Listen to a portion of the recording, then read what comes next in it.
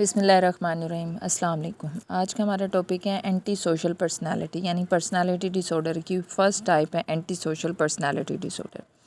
ठीक है, anti social personality disorder क्या होती है?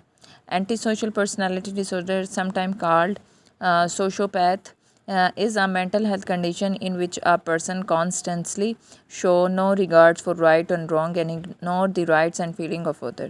ठीक है, उन्होंने कहा एंटी सोशल बेसिकली जो पर्सन होता है ना उसको अगर उन्होंने नाम दिया, उन्होंने कहा बाज़-औक़ात सोशियोपैथ भी कहते हैं। इसमें जो एक ऐसा मेंटल हेल्थ कंडीशन होता है जिसमें इंसान को पता ही नहीं होता अपने अच्छे और बुरे के बारे में, और बस वो अपनी मर्ज़ी के मुताबिक चलता है। उसकी फीलिंग्स जैसी भी होती हैं वो अपने मुताबिक चलता है, वो सोसाइटी को नहीं फॉलो करता। फिर उन्होंने कहा people with anti social personality disorder often the violate the law becoming criminal, they may lie, behave violently और impulsivity and have problem with drugs and alcohol use. They have different constantly meeting responsibilities relate of the family work। और यानी उन्होंने इसको देखा जाए तो उन्होंने कहा ये जो लोग होते हैं एंटी सोशल जो पर्सनालिटी के लोग होते हैं, ये जो लॉज हैं उन्हें फॉलो नहीं करते और ये क्रिमिनल्स ज़्यादातर होते हैं। फिर उन्होंने कहा ये झूठ बोलते हैं, लोगों के साथ वायलेंट करते हैं, अल्कोहल यूज़ करते हैं और ड्रग यूज़ करते हैं। यानी इनकी लाइफ में कोई वैल्यूएबल नहीं होती चीज़ें, वो लॉज फॉलो नहीं करते, वो क्राइम करते हैं, दूसरों से झूठ बोलते हैं, दूसरों को मारते हैं, ड्रग्स यूज़ करते हैं, अल्कोहल यूज़ करते हैं। फिर उन्होंने कहा है इनकी जो रिस्पॉन्सिबिलिटीज़ होती हैं ना, फैमिली से रिलेट होना या वर्क होना या स्कूल से रिलेटेड होना, वो उस फैमिलीज़ को वो उस रिस्पॉन्सिबिलिटीज़ को फॉलो नहीं करते, वो अपने ऊपर तारी नहीं करते, यानी उसको अपने लिए अहम नहीं समझते। अगर उनकी रिस्पॉन्सिबिलिटी होती है, अपनी रिस्पॉन्सिबिलिटीज़ ये समझ लें कि अपनी रिस्पॉन्सिबिलिटी से छुटकारा हासिल करते हैं या उसे अहम नहीं समझते। फिर उन्होंने कहा इसकी सिम्टम्स क्या क्या हो सकते हैं। एंटी सोशल जो पर्सनालिटी डिसऑर्डर है उसमें उन्होंने कहा इग्नोरिंग राइट्स एंड रॉन्ग, यानी वो इग्नोर कर देते हैं अच्छे बुरे के बारे में। फिर उसके बाद उन्होंने कहा not being sensitive to respectful of others.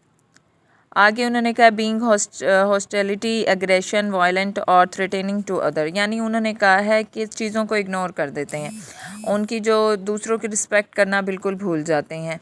और फिर उसके बाद उन्होंने कहा बहुत ज़्यादा एग्रेसिव होते हैं, वायलेंट होते हैं और दूसरों को नुकसान पहुंचाने का सोचते हैं।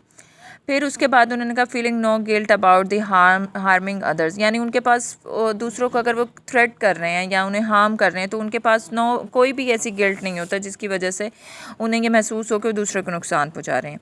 अब उन्होंने कहा है कि अगर हम अडल्ट में देखा जाए तो उसमें किस तरह के सिम्टम्स पाए जाते हैं, जिसमें उन्होंने कहा एग्रेशन टूवर्ड पीपल और एनिमल्स। फिर उन्होंने कहा लॉइंग एंड डिसऑनेस्ट और serious violent of the rules, यानी उन्होंने कहा गुस्सा भी बहुत ज़्यादा आता है लोगों पर और एनिमल्स पर भी गुस्सा कर देते हैं। कोई भी सीरियस वायलेंस जो होता है उस पर रूल्स उन्हें फॉलो नहीं करते, दूसरों को नुकसान पहुंचाते हैं, चीज़ों को तोड़ फोड़ करते हैं। फिर उसके बाद उन्होंने कहा अगर हम देखा जाए तो इसके कॉजेज़ क्या होते हैं। उन्होंने कहा कॉजेज़ देखे जाएँ तो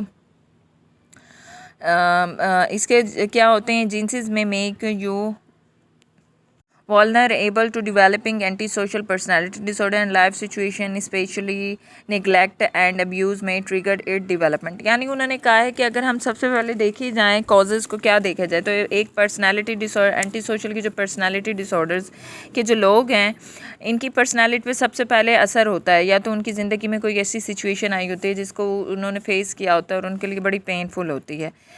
सबसे पहले उन्होंने कहा अगर देखा जाए स्पेशली इसमें सबसे पहले उन्होंने कहा निगलेक्टिक चाइल्ड होते हैं या अब्यूज़ हुआ होता है उनके साथ, या कोई ऐसी हरकत उनके साथ किसी ने की होती है जिसकी वजह से वो सोसाइटी को एक्सेप्ट नहीं करते। फिर उन्होंने कहा change in the way the brain functions में have resulted during brain development, यानी या उन्होंने कहा कोई भी दिमाग की ऐसा केमिकल होता है जो इम्बैलेंस हो जाता है जिसकी वजह से भी ये बीमारी तारी हो जाती है। फिर उसके बाद उन्होंने रिस्क फैक्टर बताएं। रिस्क फैक्टर्स में उन्होंने क्या कि diagnosis of children, childhood contact disorder, family history हो सकती है। उन्होंने क्या एक्सपीरियंस अब्यूज़ और नेग्लेक्टिंग ड्यूरिंग चिल्ड्रन होते हैं, अनस्टेबल और the violence family life during the childhood, यानी ये सारे जो रिस्क फैक्टर होते हैं वो इसमें शामिल हो सकते हैं। फिर उन्होंने कहा अगर कॉम्प्लिकेशंस देखी जाएँ तो उसमें क्या क्या हो सकते हैं, यानी उन्होंने कहा रिस्पॉन्स ऑफ द अब्यूज़ और चाइल्ड अब्यूज़ और नेग्लेक्ट, वही दोबारा आ गया प्रॉब्लम विद अल्कोहल और ड्रग्स,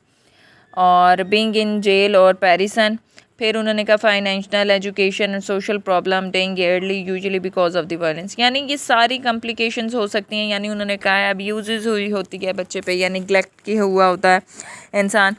तो फिर उन्होंने कहा जेल गुजारी हो, या फिर उन्होंने कहा फाइनेंशियल इशू हो सकते हैं, एजुकेशन की हो सकती है, सोशल प्रॉब्लम होती हैं। उन्होंने कहा अर्ली एज या वायलेंस कोई होता है जिसकी वजह से उनके साथ ये इशू हुआ होता है, जिसकी वजह से वो सोसाइटी को एक्सेप्ट नहीं कर पाते। फिर उसके बाद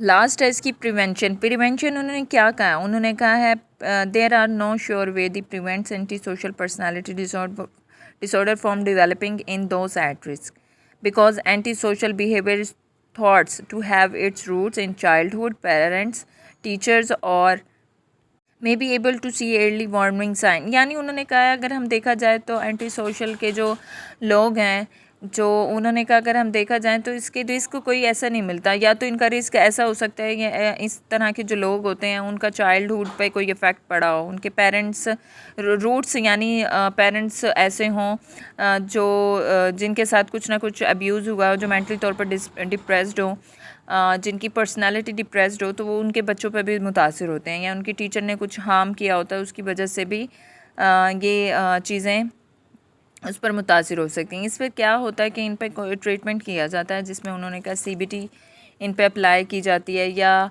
ट्रॉमा के लिए एक्सपोजर थेरेपीज़ की जाती हैं, जिसकी वजह से पेशेंट को सोसाइटी में पूरा उतरने के बारे में कुछ टेक्निक्स बताई जाती हैं। तो पेशेंट को या कोई भी पर्सन को सोसाइटी के रूल्स रेगुलेशन के बारे में बताया जाता है, जिसकी वजह से वो सोसाइटी के मुताबिक चलना स्टार्ट हो जाता है, और कुछ मेडिकेशन की दी जाती हैं जिसमें उससे इम्प्रूवमेंट आहिस्ता आहिस्ता इम्प्रूव महसूस करता है। आज के लिए इतना ही, कल दूसरा टॉपिक पढ़ेंगे। जज़ाकल्लाह।